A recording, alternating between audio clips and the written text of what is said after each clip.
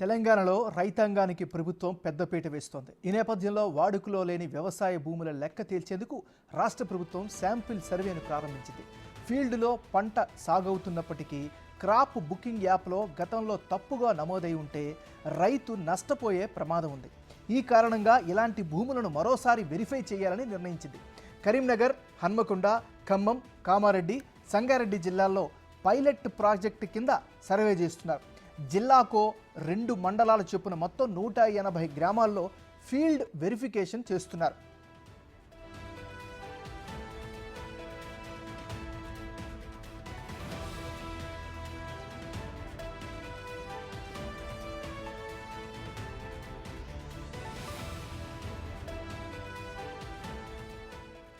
గత బీఆర్ఎస్ ప్రభుత్వ హయాంలో 2018 నుంచి ప్రతి ఏడాది సీజన్లో ఏఓలు క్రాప్ బుకింగ్ డేటాను సిద్ధం చేశారు.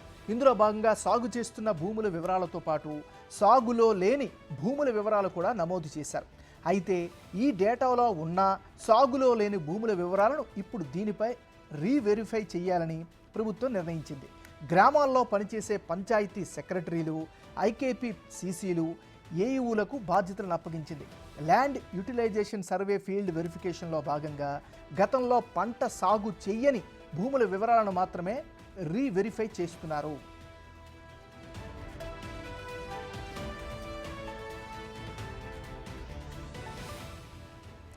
ప్రత్యేకంగా రూపొందించిన యాప్లో సర్వే నెంబర్ల వారీగా పూర్తి వివరాలు ఉన్నాయి.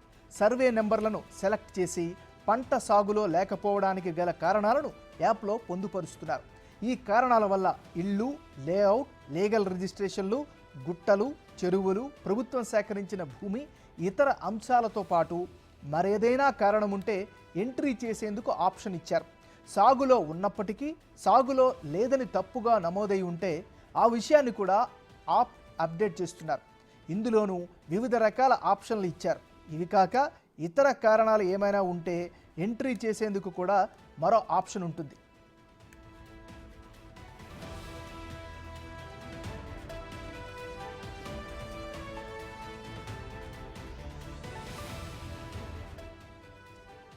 పంటల సాగు విస్తీర్ణాన్ని తెలుసుకునేందుకు అన్ని రాష్ట్రాల్లో అగ్రికల్చరల్ ఆఫీసర్లు ప్రత్యేకంగా రూపొందించిన యాప్ ద్వారా క్రాప్ బుకింగ్ నమోదు చేస్తున్నారు. నిరుడు వానాకాలం సీజన్కు రాష్ట్రంలో 1.52 కోట్ల ఎకరాలకు రైతు బంధు విడుదలైనప్పటికీ క్రాప్ బుకింగ్ లెక్కల ప్రకారం అన్ని రకాల పంటలు కలిపి 1.26 కోట్ల ఎకరాల్లోనే సాగైంది. ఈ లెక్కన 26 లక్షల ఎకరాల్లో ఎలాంటి పంట సాగు చేయకున్నా యజమానులకు పెట్టుబడి సాయం అందింది.